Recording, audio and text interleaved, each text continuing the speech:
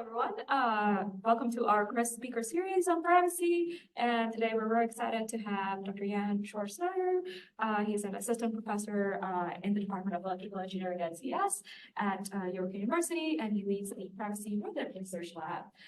His research interests include socio-technical systems that incorporate a socially meaningful conception of privacy that meets people's expectations and is ethically defensible.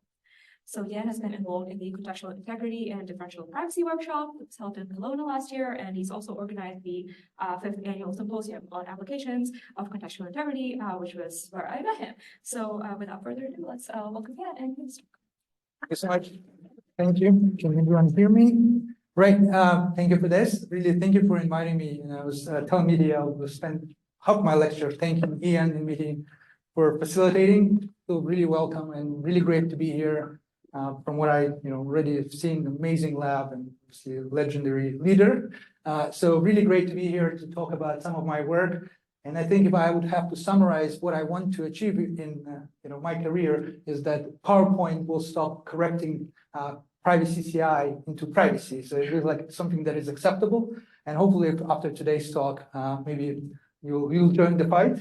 So I'll talk about some of my work on using the definition of privacy as contextual integrity. Before I continue, I think I'll just use this opportunity. I know this is being recorded, so it's good to spread the word about the lab and the masses, so I'll plug it in. I lead the Privacy Research Lab at York University. So first of all, come down and hopefully we'll meet there as well. But there are 3 directions that I like to focus in the work that we are doing. One, and something that I'm going to discuss later today about discovery of privacy norms, understanding what are the expectations in particular social contexts, and developing methods and techniques to achieve that. It's not as straightforward as I thought it would be. And then my background is computer science, software engineering. So it took me a while to get to this point in terms of understanding that technology has bigger impact, and we have to think of system a bit more broadly and reach out to communities maybe outside our technical expertise. But I still like to build systems, and I, on purpose, like to discuss building privacy-respecting system rather than privacy-preserving systems. And a lot of, it's a subtle difference, but it's an important difference for me in terms of how I would like our system to behave. And hopefully throughout the talk, you understand what I'm meaning by that. And so design methodologies about how we approach designing new types of socio-technical systems and so forth. And ultimately, I guess everything comes down to informing both policymakers as well as emerging technology designers in providing some kind of expertise and results and building better systems, better privacy-respecting systems. So hopefully, this gives a bit of a teaser of what we do. Definitely check out the website for the work ongoing, and some of it I will cover today. It will be kind of a bit of a journey to what the lab and I was doing there. So feel free to ask questions midway. We're not a big crowd here, so it'll be nice to have an interactive way. And I have plenty of slides, so hopefully I won't get through all of them, but we'll see. All right, so let's start with something that we all know. Technology is in the news quite a bit, and as somebody who's been doing as computer scientist and like building systems, I would like to believe that everyone in the room as well building systems that actually help society. And there are quite a lot of examples of that we see, especially during a crisis like in emergencies, pandemic, global pandemics. Technology kind of step up and essentially helped us in some regard to proceed forward. And so there's some very good sides to technology, something that we, I guess, should be proud of and appreciate. But with everything that is good, I guess there's also bad and the ugly. So I don't have to convince many here that privacy is certainly in the news and becoming more recent and so forth. And we see quite a few instances where technology is violating our expectations and so forth. So certainly a lot of work for us to do to ensure that when we actually get the systems out there, they do good and the reason I'm focusing on this is sometimes we focus on efficiency of the system and maybe more on the resources that are required for it to run. But moving forward, I think knowing that our system impacts so many lives, we should think carefully what they do and how. And again, I'm not trying to convince anyone here. I'm sure, judging by the work you guys doing, we're on the same page. But having said all this, so we kind of put our goal and saying, let's do privacy preserving, privacy respecting, and so forth. So, everyone, let's do privacy better. We should probably ask ourselves, and maybe I'll ask you, what is privacy? And I really like this kind of cartoon here that illustrates there's a lot of ways to define it, I guess, and you'll see it in news. Everyone essentially cherry picks whatever definition helps them explain their activity, their movement, their work, and so forth. So sometimes you will see this dichotomy of private and public. So whatever is privacy is something that is private, everything that is public, basically you can do whatever you want with that. So public information can free for grabs, and this is not working out so well right now with generative AI. Essentially, if you post something online, suddenly they have the right to grab it, collect that information, process, because you didn't have any expectations of privacy there. But if something is labeled as private, then maybe you have more chances of defending it in the court of law. Essentially policies are having those dichotomies. Another one will be personal and non-personal information. So something that is defined, personal information might have a policy saying we don't collect personal information, but we are free to collect non-personal information. Well, it's kind of interesting to define what is personal, what is not personal. So it's certainly a very fine line, in my opinion. And certainly, the policy is having some labels put out there, and they follow them, but it certainly, in my opinion, doesn't cover all the cases. So very much a narrow view of what privacy is. Another one, which is a known one in terms of how the laws are structured, there's the individual, us, and there's the government. So if the government wants to, get information about us, something they will have to, there's supposed to be a warrant, there's a policy they have to follow, and so forth. So you actually build systems maybe to protect the individual information from government or other parties. There's again a dichotomy, and those are not wrong in terms of ways of looking at it. What I'm arguing here, they're not comprehensive in terms of they're limiting to a particular subset of use cases, and certainly can be demonstrated that some of them actually omit cases where privacy is violated, but the law won't see it as being violated. Another one is secret versus sharing. So you would define privacy as secret. So you build technologies and you put policy in to allow us to not share information. And this is an interesting one because it's kind of relates to a lot of the security community in terms of how we build tools over there, and well-defined, and essentially there's a lot of mechanisms to keep things secret. And maybe a focus on confidential sharing of information, which is again very useful and needed, but it's a very particular way of looking at privacy. And there are certainly cases, as hopefully I'll be clearer in the rest of the talk, where things are actually required more robust and more enhanced way of looking at it. So there's quite a few of those, and I'm sure we can go over. What's interesting here that if you go and read press release of some kind of software that is out there and they're claiming to be privacy preserving, they'll probably pick one of those or maybe a combination, and they say, hey, now your private information is never going to be public, or your personal information it's not going to be collected, and we're going to share ads based on non-personal information, things like that. And really, I got convinced over the years that this is not enough.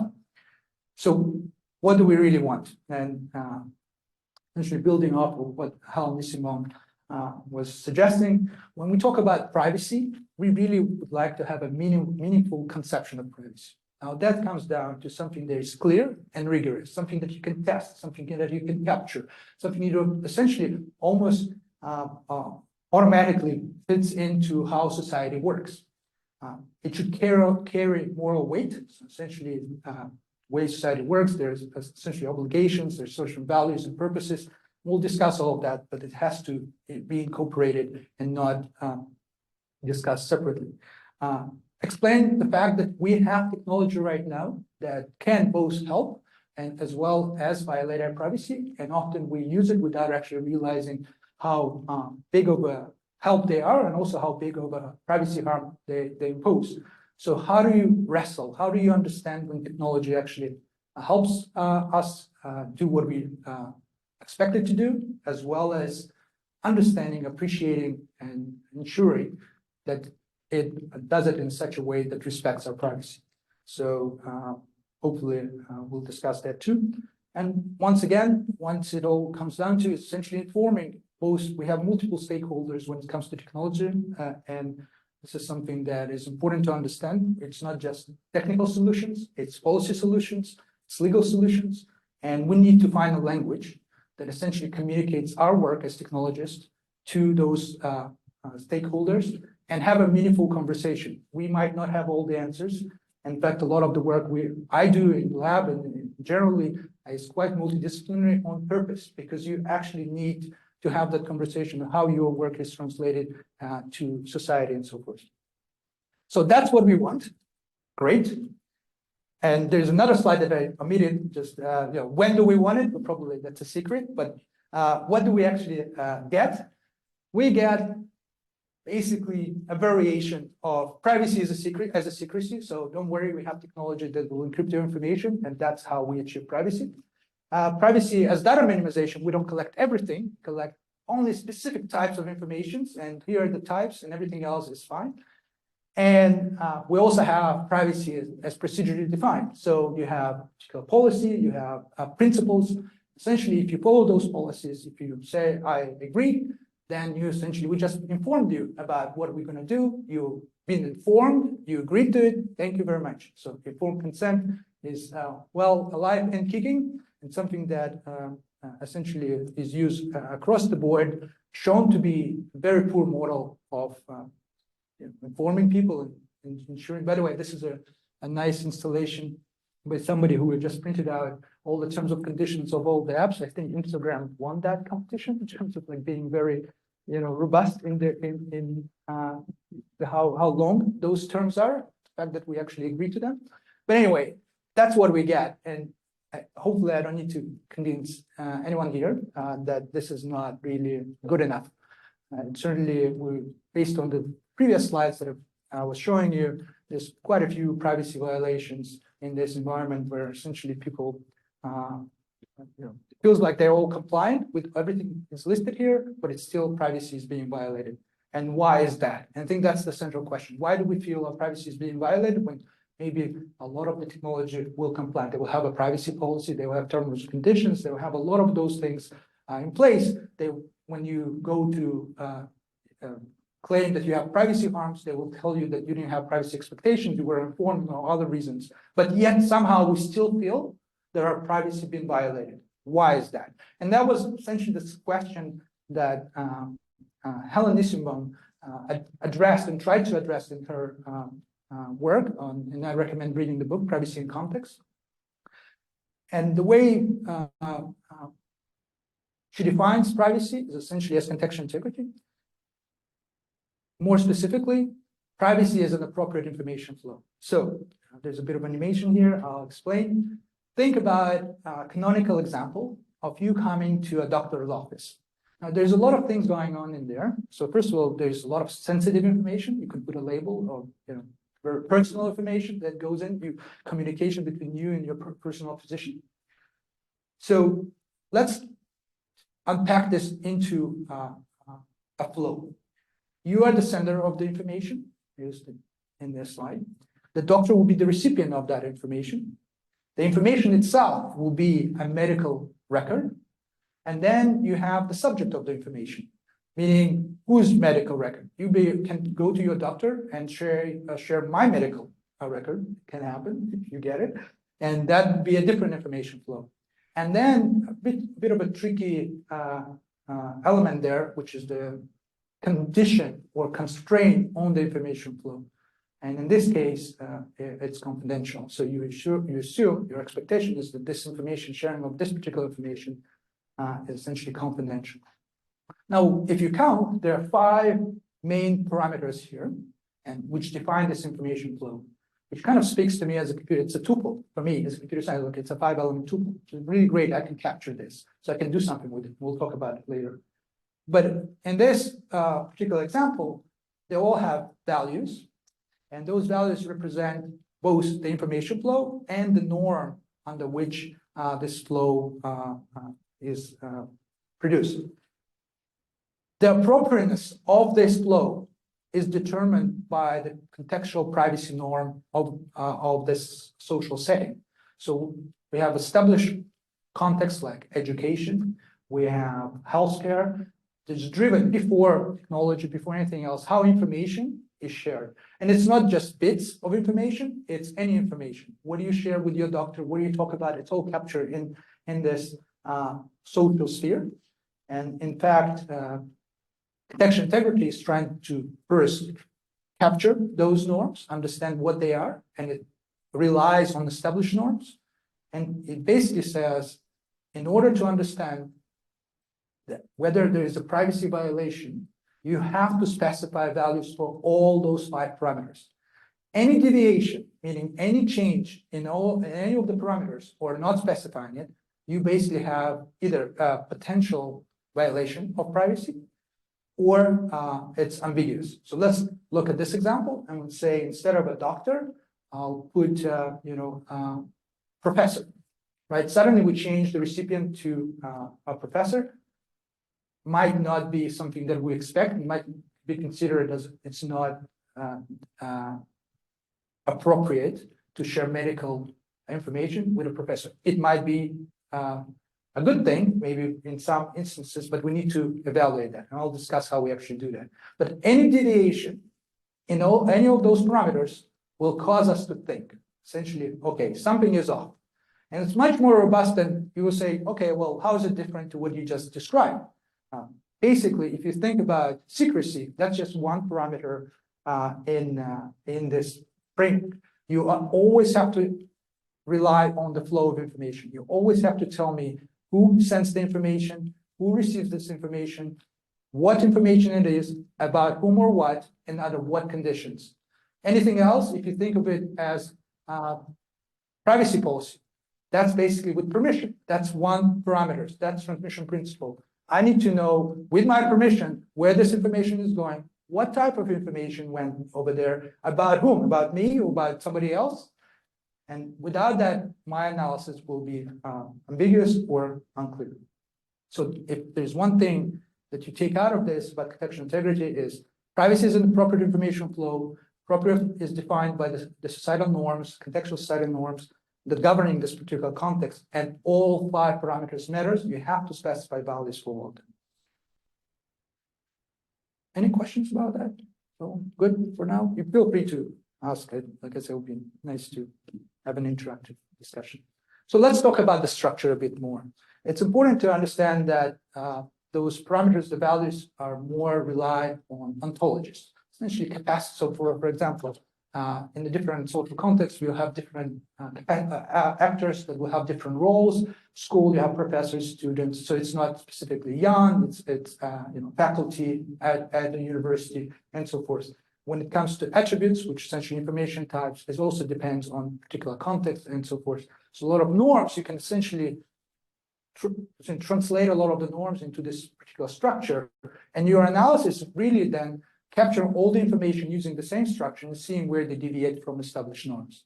So the theory essentially assumes there are established norms in every social context, and any new information flow that come in, they either align with those norms, that mean that we expect that to happen, that's appropriate, or they deviate. And if it deviates, by the way, it doesn't necessarily mean there is a violation of privacy. There's a potential violation of privacy, and we'll see what you do when that happens. What are the actual measures that you can take? And so there's a lot of examples of, and there's a lot of work, in fact, reducing this theory into something that you can operationalize in a system, because defining the ontologies is not easy, understanding and capturing everything, but it still speaks to me. This is a tuple that I can essentially incorporate in my system and analyze and so forth. You have to remember, this is a philosophical theory of privacy. And as a computer scientist, I would like to essentially make sure that I can operationalize it in a system. And so far, in my experience, the notion of the flow and the structure, essentially a 5-element tuple, is really useful abstraction to both discuss the theoretical implications of privacy violations and privacy harms, as well as building systems that enforce contextual integrity. Now, an interesting point of essentially, what do you do and how do you know that there is a violation, whether it's essentially there's a privacy harm? What kind of built into the theory is this understanding that it's not that social context, they're just like a vacuum of interactions and roles that just share information for whatever. There are purpose behind them and well-defined ones that we established over the years, like healthcare will essentially strive to make sure that we improve people's health, we elevate pain, and so for education, essentially would like to ensure that we'll get knowledge to students and kind of cultivate it and ensure provide an environment where everyone kind of strives and understand that we're here to learn and so forth. And those are, you feel like, okay, well, maybe this is just hand wave thing. Who really cares? But this is a really important point to understand, and sometimes actually overlooked by people using CI, that information flows have to contribute towards those, contribute to those purposes and values. So if you have built a system that suddenly is integrated into healthcare, and that system essentially violates any of those norms that are there, you can assess it based on what is this new information flow? Would it actually contribute to some of the values and purposes of the established context? And if it does, maybe you just adjust your expectations, say, actually, it's worthwhile to keep it. And we'll see a few examples of that going forward. You can continue this list, and certainly, any context that is out there will essentially establish one, will have some notion of the purposes and values that it conveys. And it's kind of a way for us to think more critically about the systems that we essentially design.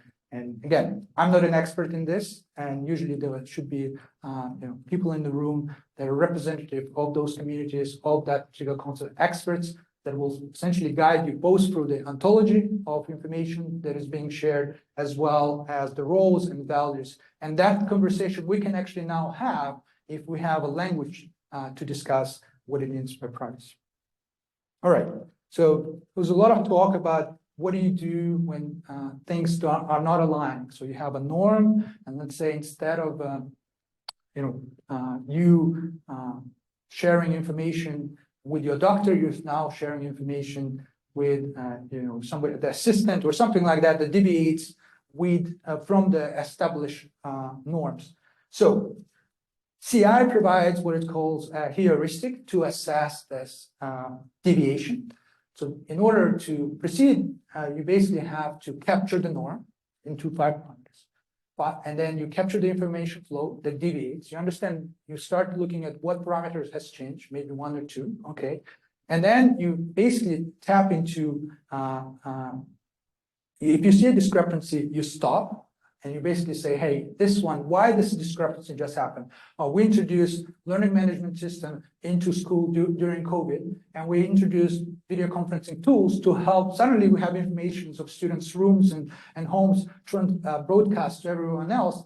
Wait a second, that's not something that we expected up until now. What happened? There is a deviation from the established educational privacy norm with this new technology. We have to decouple that. We have to extract this information flow and now assess. The assessment is not easy. And in fact, contextual integrity doesn't dictate whether something is appropriate or not, or whether it needs to be adjusted. It provides you with a gateway to other theories that look at both cost-benefit analysis. What happened? Okay, now we have more students that actually can join our lectures, or we have a way to not be close proximity because we have the pandemic. This actually helps lots of students continue their education. Plus, but now we have a way of who's benefiting from that. Maybe people have better computers and can connect. Maybe they benefit from it more, and other people, students that don't have that hardware, they're essentially have a disadvantage. Maybe they cannot perform the same way. You start analyzing this, and again, this is where our role as technologists maybe we kind of sit on the sidelines here, but we present that picture, and now we have an opportunity to have a critical discussion about the implications of any technology. And we have evidence to produce to say, hey, this information flow just deviates what we have established over the years in this particular context. Let's discuss. And you can plug in, your favorite theory, a social theory, a governance theory. And in fact, I was working with some information scientists doing exactly that. But there's a lot of opportunities here for a dialogue. And certainly our role as technologists might be limited here, but I think it will be quite informing to see how we can adjust maybe our technologies to ensure that some of those information flows are maybe that are not appropriate, we'll just not allow them, we'll reject them, and maybe put in our Zoom meetings, we'll put a background and not to show the students' living rooms and so forth. So there's lots of possible technological solutions, but also policy and so forth that may be introduced to ensure that the flows essentially align, or we adjust the norms to ensure that reflect a new reality. All right, so that's kind of a very quick, high-level primer on contextual integrity, just to give you a bit of context of where I'm coming from and what I'm using in my work.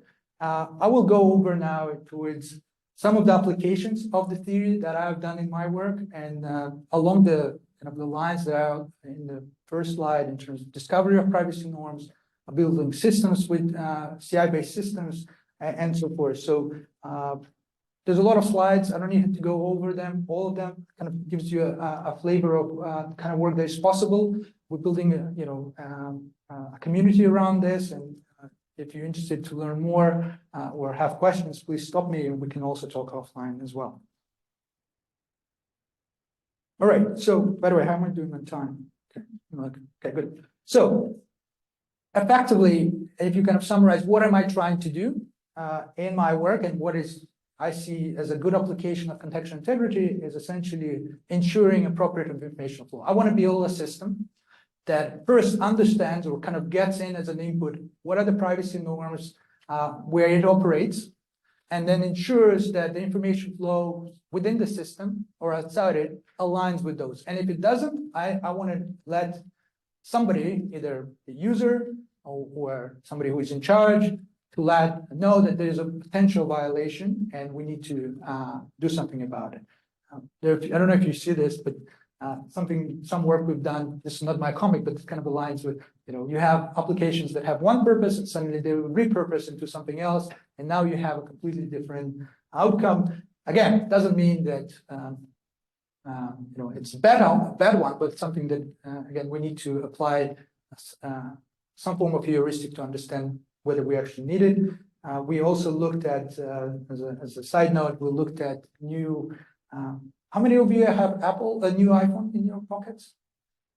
Just one, two? I have one as well, 3. So you actually have this Apple ultra-wideband chip in there, which is well introduced, and I recommend listening to the ads that are provided. It's a great thing, but it actually can track you by a centimeter in the inside environment, which is kind of interesting, and all the applications. So we wrote a blog post about this and trying to investigate it a bit better. So I recommend, and this is kind of interesting how sometimes we have technology just marketed as one thing, but really if you look at, you take a more critical view of it, again, there are great purposes for it and great case study, use cases for it, but we should really think about the other cases where that can be used in different settings. Anyway, so one question I was trying to answer is, all right, we have established context, social context, like health and education, workplaces, where we have established norms. And that's effectively where CI starts off. It says established norms exist. Now you have to understand which information flows essentially deviate or align with that. But then we stumble on something interesting, kind of a phenomena in a way. Now, if you think of a lot of the environments now are instrumented with a lot of technology, you can translate them with, I will use air quotes, but the smart environment, smart homes and so forth. So understanding what is acceptable, what is appropriate is actually not that straightforward if it's just recent, emerging. So we were trying to find a way to gauge that information. Before we build a system, we want to understand what is actually considered appropriate in a particular setting. Should your toaster tweet? I mean, is that appropriate? And things like that. And a lot of it has to be based on existing norms, based on what we have built, we have put together as a society and think about when we think about homes.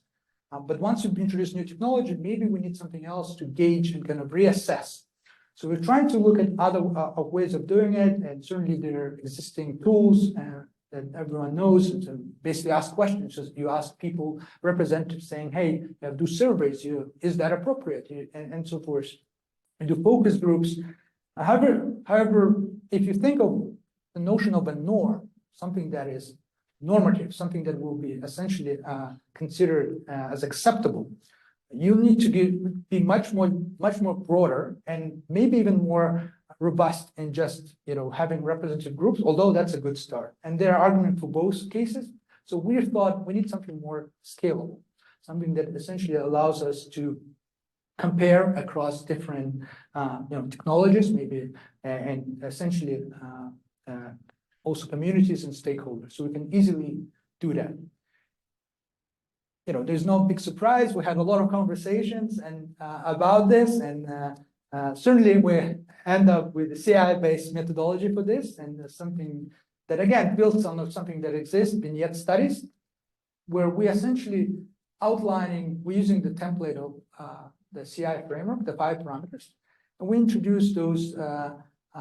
We use that to ask questions, basically directly. Is that acceptable or not? And then we see collectively we aggregate that information, and we can at least gauge, but there are still questions. We've been doing a few of those now, and this methodology has been used in a few studies. And now, as a community, we're also asking, what do we actually gauge? Initially, we were hoping to get to an actual norm. So you ask a large population community in a particular context, you say, is that appropriate? And you kind of aggregate, and you see what is the majority thing is appropriate, what is not. And you essentially, hopefully, get to something that will be close to what is considered as a norm. But we still have a lot of questions here. First of all, just the phrasing of the question. Is it acceptable? That's our template, by the way. Is it acceptable for the sender to share subjects, attribute, which is information type, with the recipient of that information under a particular transmission principle? And in the educational context, it will be, is it acceptable for students, professor, for example, to share students' record of attendance with the department chair students, and the transmission principle will be if the students perform poorly. And we just use that, lots of questions like that, and we basically asking them, tell us whether you think it's somewhat appropriate, whether it's appropriate, just basically a Likert scale model. And we get some some indicators. I feel like they're very strong indicators. There's a lot of questions about the noise in those as well, but it provides us with a very flexible framework to run a few of those studies. And every time I talk about this method, I get a question, well, how do you really know that this is what, how do you know whether it's what's acceptable and what would a person accept? There's a difference, basically a preference and a norm. And it's very difficult to kind of get at that question. And I always say that this is a starting point. So ultimately, what you want to get, you gauge it some kind of notion of what is acceptable. And then you start going with the traditional methods of actually interviewing, getting more into understanding how people perceive and what are their expectations. Again, it's a conversation. So that's the starting point for us. The idea there, although kind of the dream, is to have a methodology, maybe something like this, close enough, that you can put it out. Let's say you want to build a technology and you want to introduce it in a particular context. Let's say you build a new learning management system and you want to put it in the university. You have a method to get an understanding what is appropriate based on what is already exists there. And then you have a system that takes this as an input and essentially enforces that. And if any deviation in that, then it will actually alert and saying you need to address that, which currently is not really done. Today we have something, privacy as controls. You have a lot of controls that you have to essentially check to see that some information will essentially flows will exist and some are not. So we're more looking towards automating this to some degree, ensuring that the system will be aware of the appropriateness of information flow. Essentially taking this to emerging context was something that we applied this work, as I mentioned. And by the way, this is actual startups. Fridges are tweeting, so your diet, TVs are watching you. That's not made up. And there's a smart sheets startup out there from some university as well, looking at kind of getting your sleep data and whatnot. So the question is, I'm not claiming, you can claim straight away, well, this is violating, they're taking all the private information. But wait a second. Let's examine the information flows. Let's see what they actually trying to do, under what conditions, where this information goes, about whom and to what, and then we'll decide. Certainly it deviates from what we don't expect. I don't expect my fridge to tweet, my toast to talk to me, but maybe this happens. This is the new technology that's introduced into my home. Let's have a conversation. Let's have a way of capturing the information flow. And then we actually have a way to illustrate rigorously saying, hey, a lot of the information that fridge is sending over is actually deviating from what we established, privacy norms in that context. What can we do? And essentially, that's the goal. The way it looks on the other end, essentially, as I was explaining, you have some variations of a vignette that uses the parameters and essentially provides an opportunity for the survey taker as a survey to indicate what they feel is appropriate. There's a lot of questions here. And again, we're still grappling with how you phrase the question, how many questions you have, whether it's gauging, preference or a norm, and something that we're hoping to get at soon, but ultimately it gives us some useful information and some starting point, which sometimes yield some interesting, results. So we looked at different devices, and we noted that in terms of what considered acceptable will really kind of vary towards, I don't know if you can see it, but less acceptable is the fridge. And sharing information with someone, we're not used to it yet. But let's say a power meter is something that, as a model, feels more acceptable. We're kind of violating in this analysis. I have to be very careful to extrapolate too much out of it. When you use contextual integrity, you always have to look at the 5 parameters. Like when is it acceptable for the meter to send information to whom, under what conditions, and so forth. But still, on aggregate, it gives you some understanding. What we took, and arguably we just speculate here, is that the more technology becomes more familiar and kind of embedded in our lives, when we become more comfortable with our expectations kind of align towards, oh, sure, power meters should send information about the electricity usage in my home. Why not? This phenomena is what Hellenismon called the tyranny of the normal. So little by little, those things are introduced into our life, and essentially we become comfortable with that. More than that, this becomes the normal. Then when you actually come and claim that your privacy was violated in front of the judge can essentially say, this is just the new normal. You should expect drones flying over your head, because that's, everyone is doing it right now. You should expect a camera to be in the lecture room when you give a talk, because that's what happens. And you don't have expectations of privacy because this is the normal. I don't agree, and certainly this kind of approach can be really harmful. A lot of scholars are trying to work on that, but ultimately to have this intervention early on help us essentially push back on some of those technologies introduced in a way that violated privacy, because later on it will be much more difficult to defend it legally and from a policy point of view, because it will be almost the new normal. And this is something that we feel this kind of methodology at least gives us a fighting chance. We have other ways, part of this idea of having the tuple and having the expectation. Now you can dissect it in many different ways. You can look at what is the transmission principle or the conditions under which things are more acceptable. Maybe not surprising what we found that consent plays a role, but again I'm emphasizing that consent is just one parameter. So it's a transmission principle.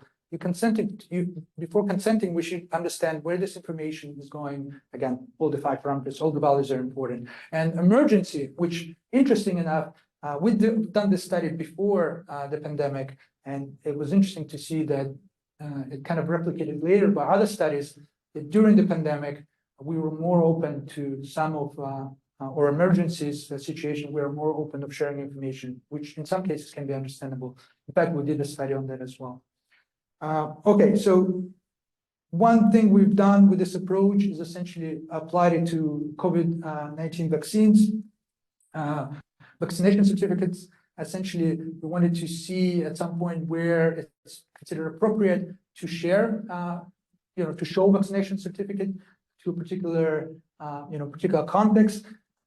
Following the same template, we essentially looked at, for example, large event indoor organizers, asking attendees to share their vaccination certificates to get access into a facility. Is that appropriate or not?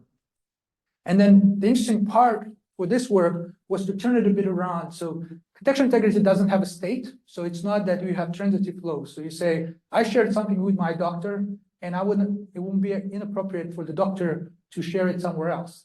That's from a contextual integrity point of view, it's a new flow. So you'll take a flow, the doctor being a sender, and then you have who the doctor is going to send this information. So you have all new 5 parameters. So it's stateless in that way. And what we wanted to see is whether people feel there's a difference of, we kind of position this way. You give it to the organizers maybe, but let's see if the sender, suddenly the organization you share the information is sharing it with somebody else. We try to kind of frame it as a resharing thing, but ultimately it's just a different flow. It's just the same question with different parameters, but we see it from the study that obviously can be framed as resharing for somebody who takes the survey. And then we analyze whether it's, what people thought was appropriate and what's not. Similar approach to same method. So we have a way to kind of dissect and figure out maybe some interesting nudges or essentially insights towards what feels like more acceptable and what's not.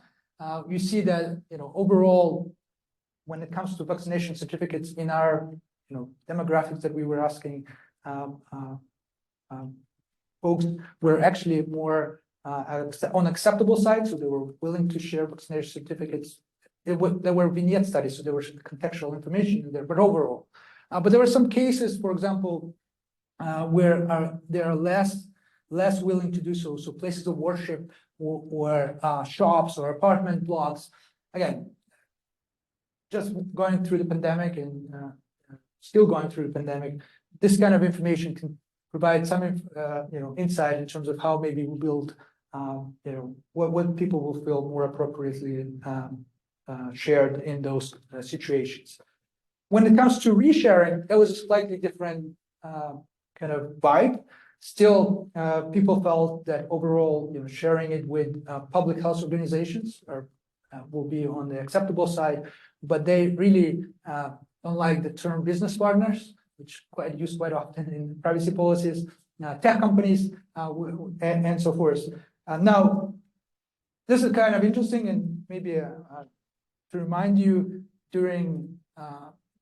initially during the first waves of the pandemic, there were a few technological solutions, and in fact, there was a whole idea of contact tracing, and so forth.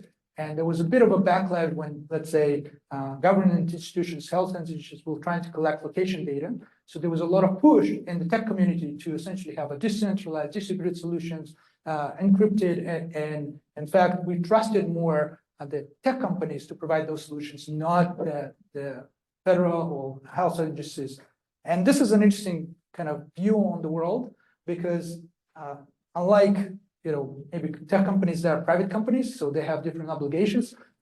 Public institutions are accountable by law and policies, and we felt like society in general, we felt that we cannot trust. I mean, there are different reasons for that, I'm sure, but it's interesting how we capture this notion that we will trust private companies like Google and Apple and others to provide us with what they call a privacy-preserving solution, rather than maybe appropriately sharing this information with the agencies that are responsible for our health and ensuring that maybe overall the values of the health in context will be much better preserved. But it's just an interesting take, and we actually had a town hall discussion. It's somewhere on the privacy.info website, where we had this kind of conversations during the pandemic virtually. So the recording is somewhere there. So it's appropriate for you to listen to it. Okay, some takeaways. Basically, which we were trying to get some scalable CI-based methodology to capture, ways of capturing what is acceptable, to kind of gauge the privacy norm in different emerging, maybe new establishing contexts, and maybe changing environments. The idea was to integrate new actors on the fly. You can actually generate this automatically. It's essentially a way for us to gauge information constantly and in an iterative manner, rather than and essentially creating a sort of longitude study, seeing how let's say in the previous slides I showed you that fridge was on the last acceptable, how over the years maybe having fridge that tweets your diet becomes more acceptable or not. There's some limitations here, and some of them are quite obvious. If you ask about every possible information flow, you have a lot of questions. A lot of questions, meaning, you might not, either there is a survey fatigue there, so somebody will just click, say, yeah, sure, whatever. So we're kind of looking for almost a knee-jerk reaction to our questions here. So we need to, in the way to reduce it, we addressed it a bit. We're trying to look at, keeping some of the values constant, so don't have all the variations, but maybe focusing just on different conditions and so forth. There are some ways to mitigate that. And the other thing is we have a vignette study, and we have a taxonomy that we assume kind of is understandable in uniform fashion, but it's not. I mean, people might understand, eating habits to be something else, and they have a different expectations of that. So that is something that we hope through follow-up studies in terms of interviews and so forth, you can clarify.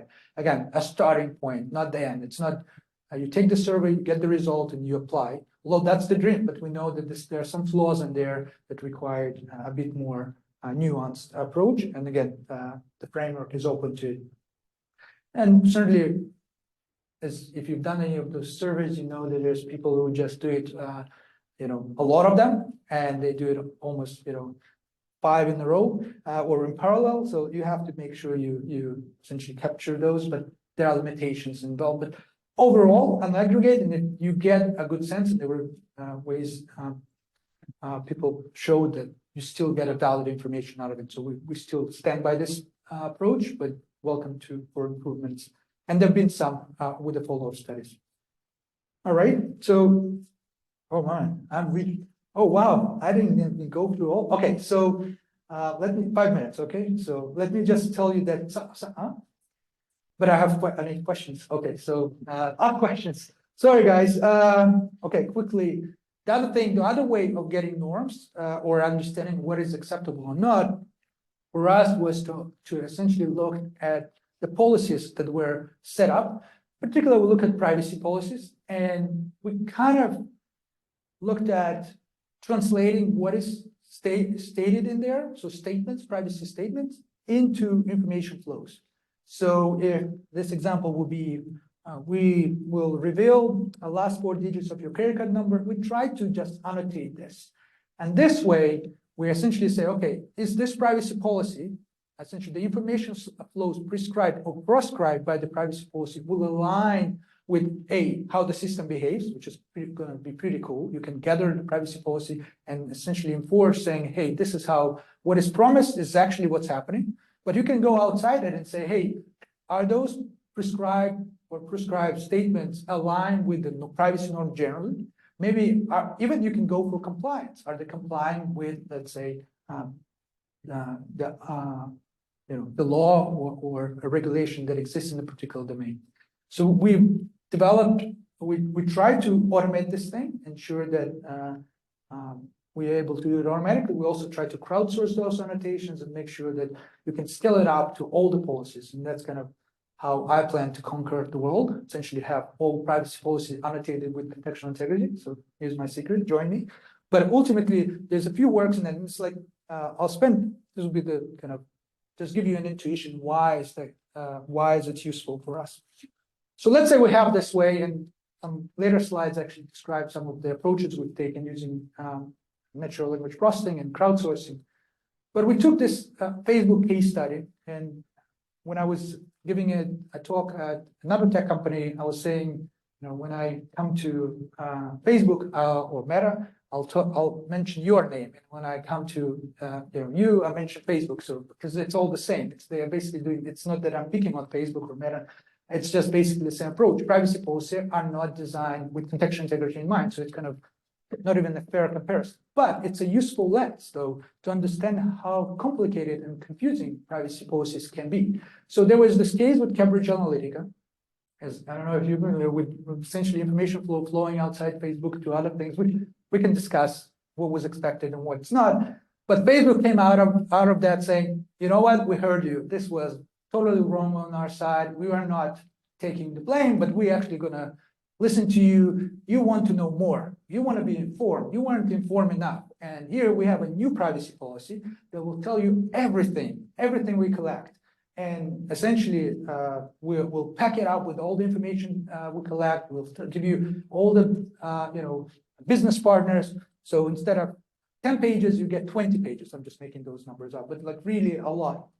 And what we were trying to do is take the privacy policy before and after, and essentially understand that, see essentially what information flows were prescribed before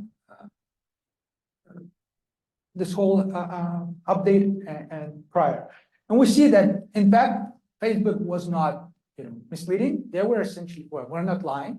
They were essentially adding more attributes, so more information type. They added more recipients. They added more, so definitely more attributes, definitely more recipients, more conditions. They just listed all the top conditions or purposes they actually collect the information. A lot of information, but we really realized one thing, that essentially, if you have more information, that doesn't lead to clarity. And if you think back to what I was telling you about contextual integrity, if you don't specify all the 5 parameters, let's say you say, we collect information. Collect from who? When? You basically don't specify what I need to know. This is ambiguous. I don't really know what you're talking about.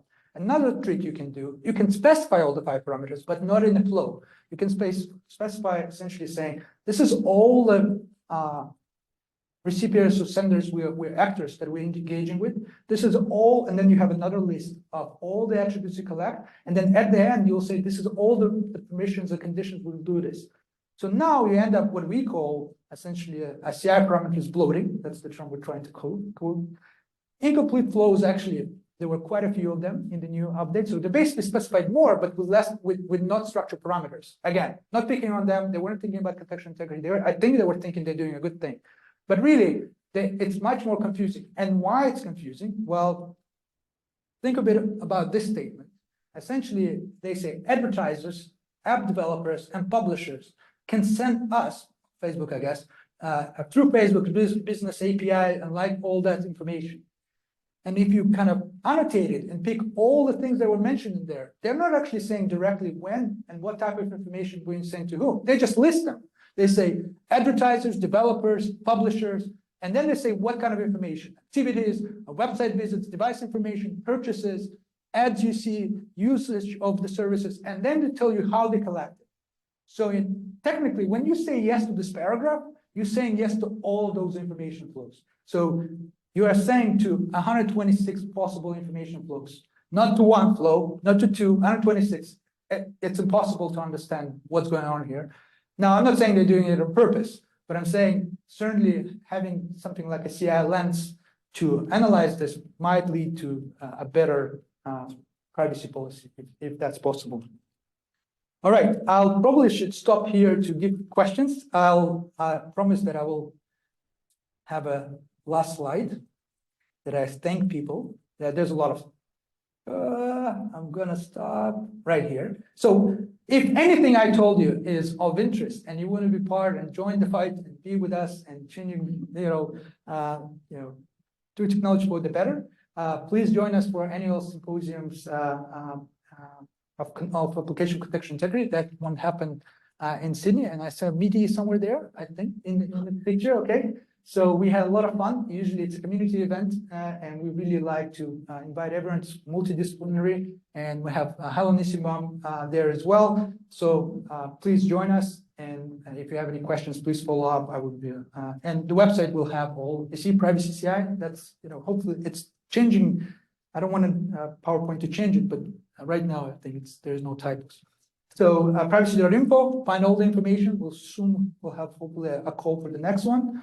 And yeah, thank you. And there's a lot of collaborators I have to thank. They're all there. And yeah, it was great. If you have questions, hopefully you have time to answer them.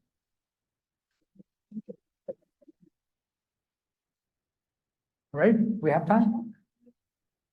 There are questions in the Zoom chat. There are questions online. Should I read them out? Yeah. So while discussing how norms are established in it wasn't clear whether privacy theories address the discrepancy when specific people's preferences diverge from the norm. How is that discrepancy addressed? Well, certainly in the story, we were trying to, it's a great question, by the way, and the idea of preferences versus norms is something that we grapple with when we try to set up those studies. It's interesting because it comes down. So to answer the question, there is no way for us to, other than phrasing it in terms of what is acceptable. When we usually don't use pronouns like you or theirs would be like users, or we use the roles, right? So users and passengers information. So much global. So hopefully to put you in the frame of mind that this is not your preference. We're trying to elicit general acceptance of things. But there were some studies that essentially trying to essentially analyze how would changing that phrasing into something like a preference, saying what you prefer to happen. So there's a difference that somebody pointed out when I actually gave this talk was it's different. There's a difference between what is acceptable and sometimes with what I would accept personally. And I think gauging at this, it's actually difficult with just one vignette because I don't know the person's, how they dissect it in their head in terms of how they think about it. So usually it's through follow-ups. You basically ask questions. So it doesn't. I don't believe the survey method in this form captures this discrepancy, but we try to emphasize that we're actually looking for the the norm, not the expectation, the private preference or expectation. Question. I have a question if there's not one in the room. Yeah, go ahead. Great. So drilling down on that last question for a sec.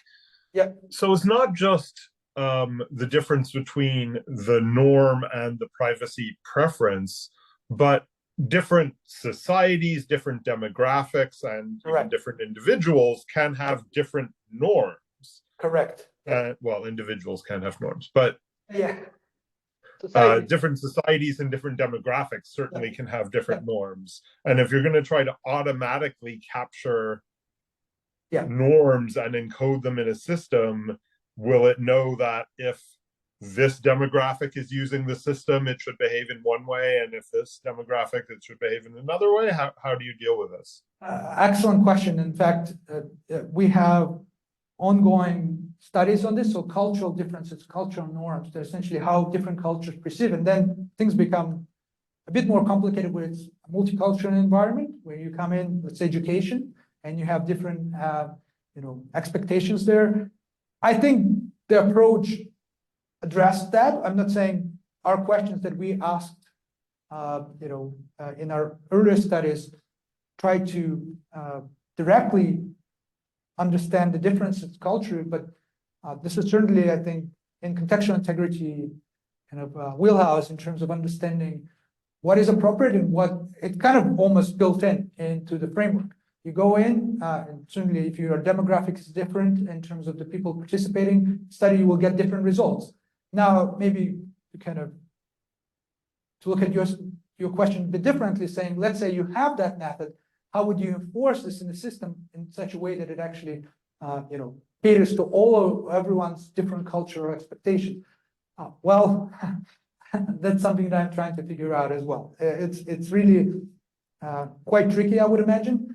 I feel a good starting point would be to agree that privacy definition as an appropriate information flow will get us closer to answering this question than any other theory on privacy that we have currently, because it's actually targeted, looks at this is more, have kind of elements in it that actually cater for differences in cultural contextual environments.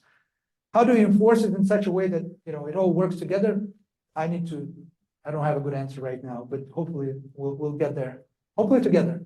But yeah, it's a good question. I don't want to completely automate this because I would imagine this might lead to some issues, but maybe provide a way where if there's a discrepancy of some form or somebody is unsure, the system will alert, and then we'll have kind of a human in the loop kind of situation where they will try to address it either through allowing the flow or at least having more conversation of whether it's appropriate or not. We currently don't have either of those, so why not? Why not start there? But yeah, very good question. Yeah, please. So I think while you were going through, I saw LLM somewhere. So I'm trying. Did you try? I think I saw LLMs. I might be. Yes. Yes, we have. Yeah. So how have you considered using this framework in the context of LLMs oh, this is actually virtual reality. Extract the context from some. Yes, we in fact we did this so exactly that. Essentially the project was EdTech privacy, looking at learning management systems across universities or educational environments, understanding what they do. So especially with LMS integration, understanding what kind of third party like Turnitin and all of those.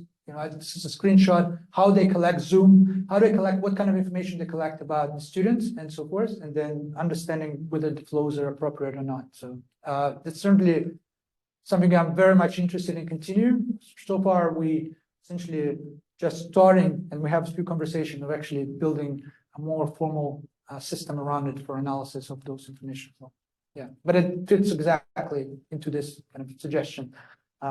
Understand what educational norms are, and then see if any of those tools, and I suspect many of them will violate quite a few of those. So yeah, we have a website for it, edtechprivacy.info, which it's collaboration between 5 universities. We're trying to get it both in Canada and the US, and both from technical side of having tools to capture information flow, the network traffic, and more on a policy side when we talk to policymakers, see how we can enforce much more contextual integrity friendly policies. Yeah. Can you repeat that URL? Which one? The project. Oh, edtechprivacy.info. Yeah, okay. Provide that later. Yeah. And yeah, we looked at also at assessment integrity. So when you had during exams online and how students have to take videos of their rooms and so forth, where they're what's expected there. So yeah, it's ongoing project, right? I've got one more if there's not another in the room. Yeah, go ahead, Ian. Okay, great. So in the COVID example, you talked about sequential flows. So the information flows from a person to some entity, and then from that entity on to another entity. So earlier on in your slides, you listed one of the conditions of a flow as told in confidence, for example. Yes. So how does CI model whether the second flow is allowed or not based on how that entity got that information in the first flow. Right? So if the first flow was told in confidence, then the second flow should not be allowed. But if the first flow was tweeted, read it in a tweet, then the second flow should be allowed. I'm not sure which one of them, but I was trying to find the slide. But ultimately, yes, there is we have to remember that CI is a philosophical theory. It's tries to address philosophical question about what is privacy and how it's kind of intuitive to us. You just described, how this should go, but maybe your question is how do you operationalize it in the system that will allow for this to happen or not? And this is a tricky one. So we had a project on what we call data leakage protection systems, where we try to use some formal logic to essentially code some of that and formalize some of those aspects. There's some things that are really very abstract and something that we need to think a bit more of how to set up conditions to reflect that particular predicate on that particular information flow. Now, I'm not an expert on formal methods. We had some very straightforward ones. With permission, we will have a previous record of an email or some way to record that there was permission, essentially an information flow conveying a permission. That's not the only way to do it. So one way to maybe address it more practically, you have a global information store of all information flows that were in the system, and then you essentially query that for past information flows that convey that particular predicate. So if it's permission, then you search for there was a permission, and the permission itself becomes more as an attribute, information type.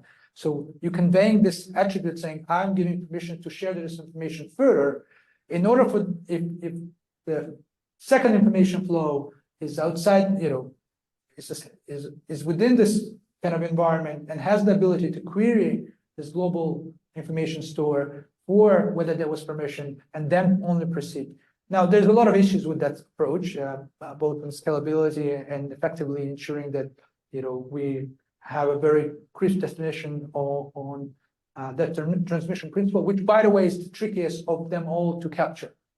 Right, the information flow from a system point of view, the sender, the recipient, the type, the subject are kind of more or less straightforward for us to capture in our systems, and been done quite effectively in other contexts when you have static analysis of programs and so forth. But the transmission principle, the one you described in terms of there's some conditions, how do you translate it into essentially 1 and 0 in terms of true or false, is quite difficult. And especially when they sometimes can be tied into a much more deeper societal meaning than just yes or no. Great questions. Right now there are some cases we can address in a straightforward manner. We can build system around it. In our DLP, so data leakage protection system, we were aiming to have a human in the loop. So essentially, once it happens, if you don't have an answer, you ask. You basically ask, is that appropriate or not, rather than kind of look at it as an afterthought.